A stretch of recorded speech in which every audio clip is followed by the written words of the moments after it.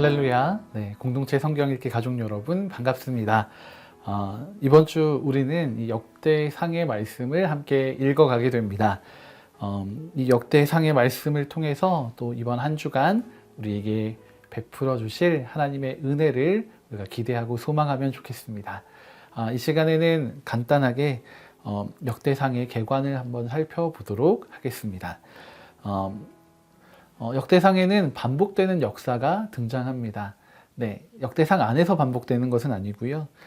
사무엘서와 열왕기서를 통해서 등장했던 이스라엘의 역사가 다시 한번 이 역대기를 통해서 등장하게 됩니다.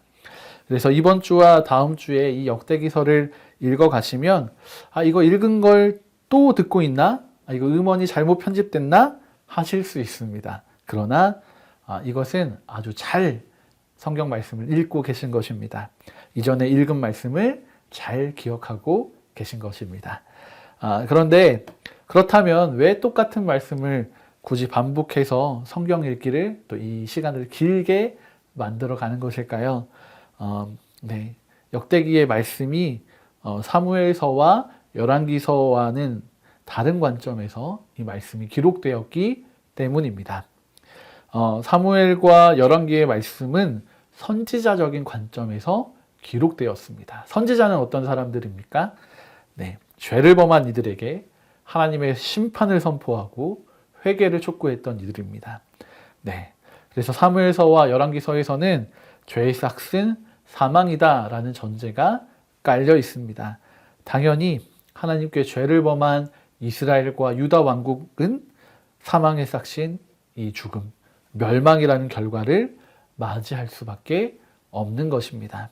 그에 비해서 이 역대기는 제사장적인 관점에서 기록되어 있습니다. 제사장들은 어떤 사람입니까?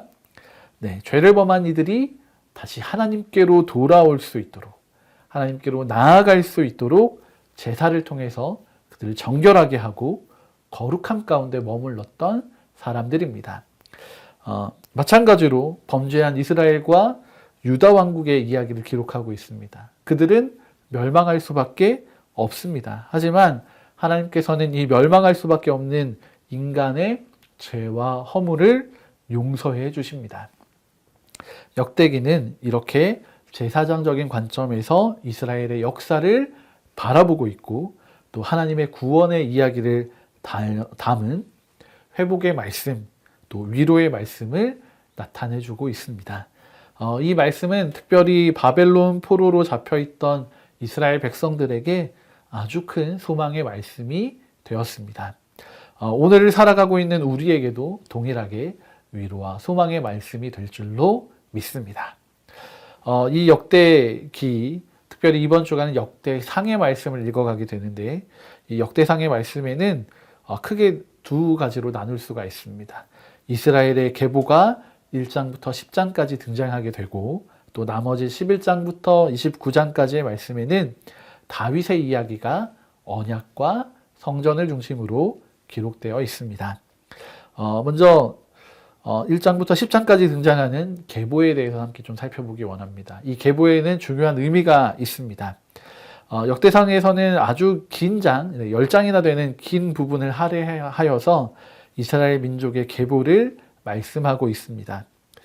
이 말씀이 중요한 이유는 이 말씀을 먼저 읽었던 이스라엘 자손들이 자신들의 정체성을 확인시켜주는 말씀이 되었기 때문입니다. 특별히 이 정체성은 언약과 연결되어 있습니다. 하나님께서는 아담에게 또 아브라함에게 또 다윗에게 주셨던 언약이 있습니다. 그 언약이 그의 후손된 이스라엘 자손들에게도 동일하게 주어진다라고 약속하셨습니다. 그렇기 때문에 이스라엘 자손들은 이 계보를 통해서, 이 족보를 통해서 자신들이 나도 언약의 백성이구나 라는 이 정체성을 확립할 수 있었던 것입니다. 우리도 이와 같이 언약의 백성이라는 정체성을 가지고 살아가야 합니다. 역대상의 계보가, 이 족보가 비록 우리의 족보는 아니지만 우리 역시도 언약의 백성이고 아브라함의 자손임을 기억해야 합니다. 갈라디아서 3장 6절과 7절에는 이렇게 기록되어 있습니다. 아브라함이 하나님을 믿음에 그것을 그에게 의로 정하셨다함과 같으니라. 그런즉 믿음으로 말미암은 자는 아브라함의 자손인 줄 알지어다. 아멘. 포로기와 포로귀환 후의 상황에서 자신들의 정체성을 의심하고 있던 이스라엘 백성들에게 이 족보와 계보가, 믿음의 계보가 이들의 정체성을 확립할 수 있는 아주 좋은 지표가 되어주었던 것처럼 우리 역시도 이 역대상의 말씀을 읽으면서 우리의 확실한 정체성, 믿음의 자손인 그 정체성을 꼭 찾으시기를 바라겠습니다. 그리고 이 언약은 이렇게 족보를 통해서 성취되어 가는데 이 언약이 구체화된 것이 바로 성전입니다. 성전을 통하여서 성취된 언약을 다시 한번 상기시켜 주심으로써 포로 귀환자들 또 이스라엘 백성들에게 회복에 대한 소망을 갖게 해 주시는 것입니다. 이 소망은 궁극적으로는 이 다윗의 계보로 이어져서 예수 그리스도를 통해 주어지는 구원의 소망으로 나타나게 됩니다.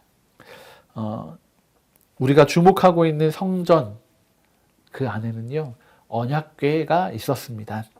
이 언약궤는 하나님과 이스라엘 사이의 언약에 대한 징표들이 담겨져 있었습니다. 그런데 참 아이러니하게도 이 언약궤 안에 담겨 있는 것들은 사실 하나님의 거룩함과는 거리가 먼 것들이었습니다. 우리가 율법을 전부 다 지킬 수 없는 한계를 가진 존재임을 상징하고 있는 언약의 돌판과 또 불순종하고 반역한 자의 표징으로 이야기되고 있는 아론의 쌍난 지팡이와 또 인간의 근본적인 욕구를 가지고 하나님께 반항한 그 옛사람의 상징인 하늘의 만나가 이 언약궤 안에 들어 있었습니다. 이것들은 하나님의 거룩하심과 대비되면서 우리의 죄된 옛모습을 상징하고 보여줍니다. 그런데 놀라운 사실은 이러한 거룩하지 못한 것들이 들어가 있는 언약궤임에도 불구하고 이것이 하나님의 지성소 안에 있었다는 것입니다. 거룩하신 하나님과 대비되는 한계와 죄의 상징이 거룩한 지성소 안에 존재하고 있는 것입니다. 그리고 이것이 죄인된 우리를 향한 하나님의 은혜라고 다시 한번 알려주고 계십니다.